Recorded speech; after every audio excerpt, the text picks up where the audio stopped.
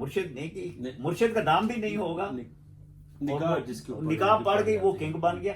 अब बुल्ले शाह पूरी दुनिया जानती है उनके पीरो मुर्शिद को, उनके जो मुर्शिद बुल्ले शाह की वजह से जानते हैं। जिस तरह बुल्ले शाह ने अपने अशआर में उनका किंग मेकर था ना, का जिक्र किया। किंग को तो जान रहे हैं, किंग मेकर का बहुत कम लोगों को पता है। वो भी है ना कि मुर्शिद का जो तारुफ हो रहा है, ठीक है, वो भी उसके शागिर्द की तरफ वजह से हो से रहा है, हाँ। उसी से हो रहा है। आप क्या इसके बारे में क्या कहना चाहते हैं? आप भी कोई कुछ मिसालें, कुछ अगर आपके ओशो जी से आपने कुछ सीखा हो? हाँ। क्योंकि अब ये है कि कुछ जो जरा हिंदू फिलासफी है या हिंदू के एक यानी कल्चर है, उनमें भी एक इंसान के दिमाग तो एक जैसी रहा है, उनमें भी ये खुद की तलाश करने के लोग जो ना वो रहे हैं, जो थोड़े से एक्सेप्शनल होते हैं।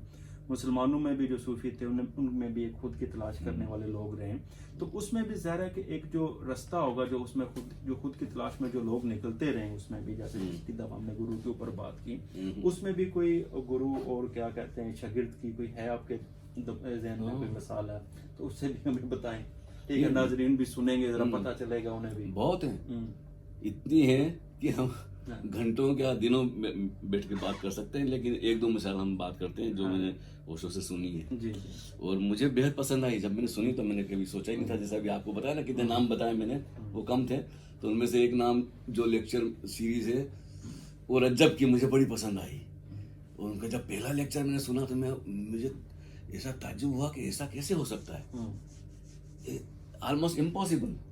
How it is possible that person can turn, जो जिंदगी में जो ट्रांसफॉर्मेशन आती है, जो चेंज आती है, ऐसी जगह इस तरह से नहीं आ सकती है। तो उसका मैं किस्सा बताऊं आपको जो ओशो से मैंने सुना है। कभी आप ओशो की ज़बानी सुनेंगे ना, वो हिंदी में है, तो आपको हैरानी होगी, क्योंकि उनका जो अंदाज ये बयां है, क्या बात है। तो हमने तो उनसे सीखा, तो थोड़ा बहुत हमारा भी उसमें अक्स आ जाता है। तो ऐसा है कि जब रज्जब एक पठान थे, रज्जब पठान थे और अच्छे बड़े खानदान से थे, रईस खानदान से थे, जवान थे। तो एक किसी से इश्क हो गया। अच्छा। हाँ, किसी हसीना से इश्क हो गया उनका। तो घर वालों को पता चला, तो उन्होंने बोला नहीं ये हो नहीं सकता है कि वो भी पठान थे दूसरे, या कोई मुसलमान थे वो भी। बोलते वो घराना दूसरा, उनकी आपस में दुश्मनी थी, दोनों अलग अलग लोग थे, ट्राइब्स का था मामला। तो बोलता नहीं ये तो हमारे तो जानी दुश्मन है वो, और दुश्मन की और लड़की से तुम शादी करोगे, भूल जाओ बात, सही, ये हो नहीं सकता है। तो उसने बोला ठीक है मैं फिर नहीं करूंगा शादी। अब घर का बड़ा लड़का, तो बात फैलने लगी। तो उसने जिद कर ली कि मैंने मुझे नहीं करना है, अगर करना है तो उसी से करना है, या नहीं करनी। हाँ नहीं तो नहीं करेंगे। तो जिद कर गए। अब जिद के आगे सब फैमिली वालों कब तक इंतजार करते, जैसे तैसे बात चलाई, किसी से कुछ बात चल के, तो जो नहीं होना था वो हो गया कि भाई चलो मान गए। आखिर बहुत कोशिश की, आखिर लड़की वाले मान गए, तो तुम्हारी शादी तय हो गई। तो जब बहुत खुश, बरसों से सपना देख रहे थे कि क्या होगा, कि कभी उसको आते जाते देखा होगा ना कि आंख नजर मिल गई होगी, तो बहुत खुश थे। तो शादी का तय हो गया कि फलाने दिन शादी है। तो बारात वगैरह तैयार हुई, गाजे बाजे और आतिशबाजी और अतर का छिड़काव और घोड़ी पे रज्जब सवार, और बैंड बाजा बहुत होता था उस जमाने में, आतिशबाजी बहुत होती। तो बस बारात घर से चली, और लड़की का घर थोड़ा ही दूर था, ज्यादा दूर नहीं था। तो बस लड़की के घर के सामने ही थोड़ी सी दूर पे पूरी बारात मौजूद थी, और रज्जब घोड़े पे और सेहरा पहना हुआ, और अंदर कैसे कैसे उसके अंदर फूल खिल रहे होंगे दिल में। आप अंदाज लगा सकते हैं कि बड़ी मुश्किल से वो शादी तय हुई थी।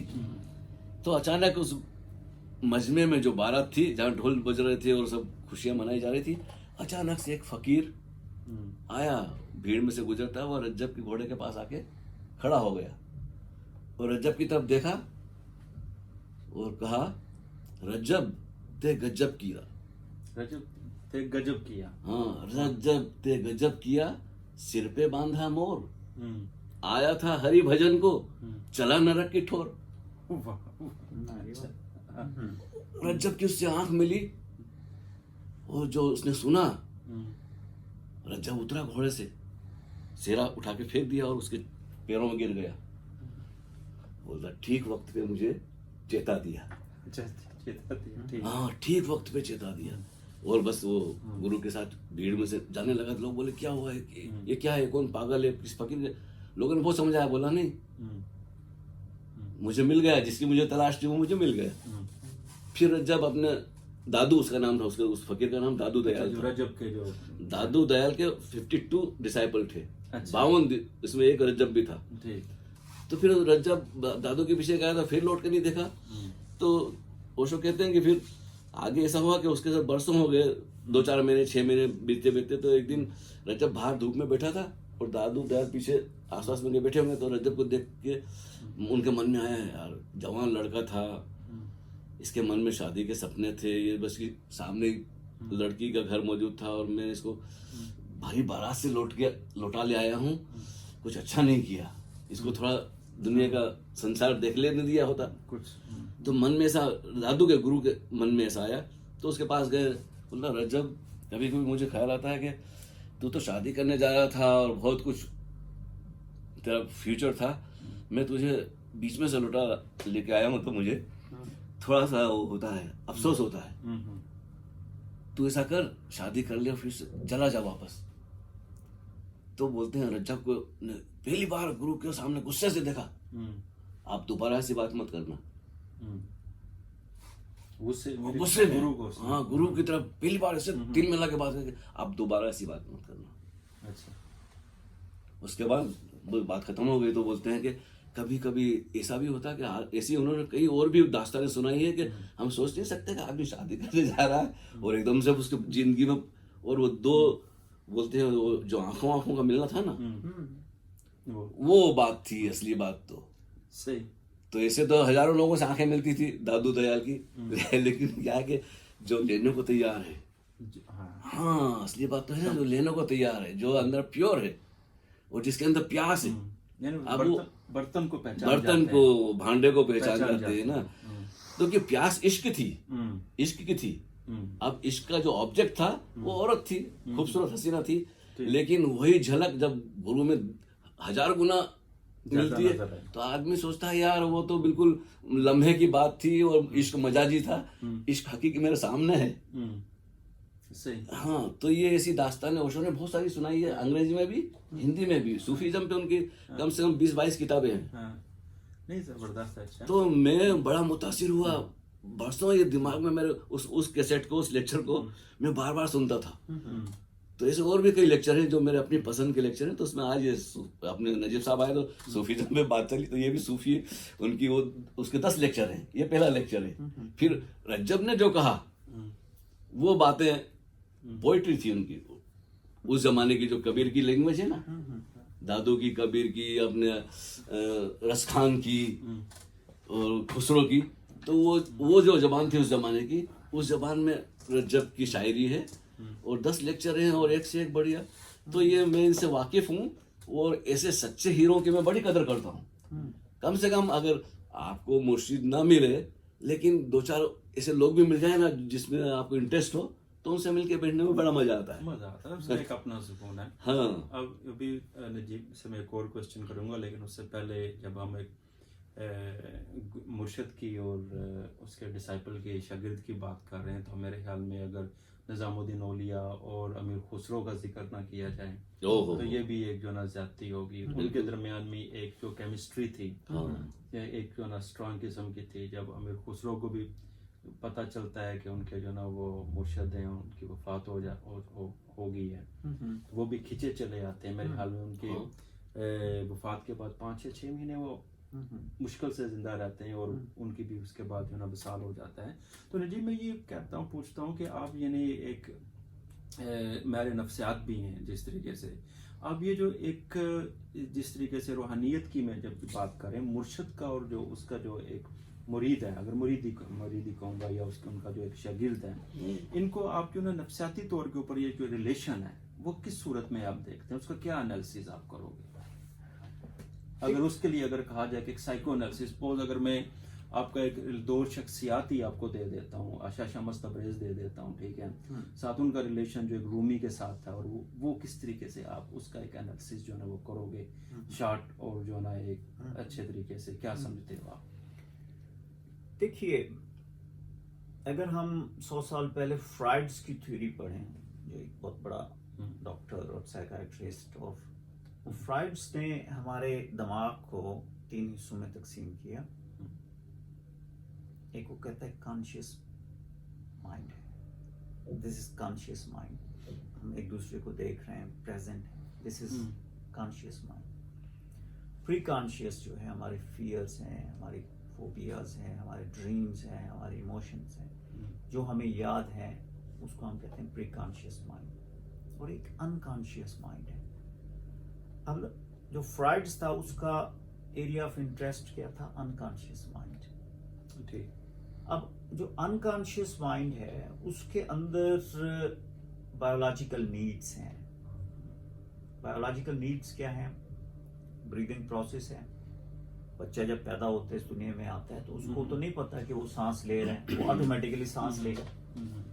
फीडिंग के लिए वो मुंह के अंदर कुछ कोशिश करेगा। अब उसको तो ट्रेनिंग नहीं मिली होगी ना, बायोलॉजिकल माइंड उसका कारण है। एक जानवर है वो भी आता है तो भूख लगेगी, खाना खाएगा। ब्रीदिंग प्रोसेस सबसे अहम है बायोलॉजिकल नीड में। खाना पीना सर्वाइवल के लिए, फिटेस्ट फॉर द सर्वाइवल है।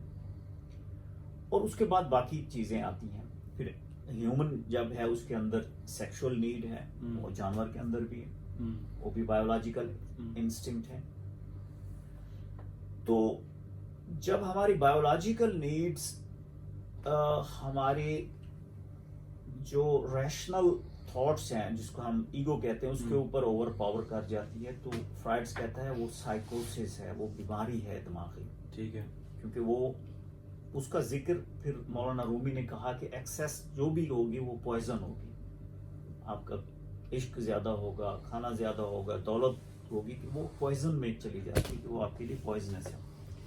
आपका जो क्वेश्चन है वो कहते हैं कि जी किस तरीके से आप उनको, उनके माइंड्स को, उनकी ब्रेन की केमिस्ट्री को, उनके थॉट प्रोसेस को साइको एनालिटिक अप्रोच को किया, कैसे उनको आपको साइको एनालिसिस करेंगे। देखिए साइको एनालिसिस हमारे जो रवैये हैं उनको, उनके ऊपर, क्योंकि साइकोलॉजी बेसिकली 100-150 साल पहले एक छोटी सी ब्रांच है किसकी? फिलॉसफी। ओके। एक लेबोरेटरी बनाई गई और उसके अंदर फिर ये इसकी जो साइकोलॉजी है उसको स्टडी किया गया, उसकी एक ब्रांच है। अब बेसिक जो रूट्स हैं वो फिलॉसफी है। और फिलॉसफी क्या है?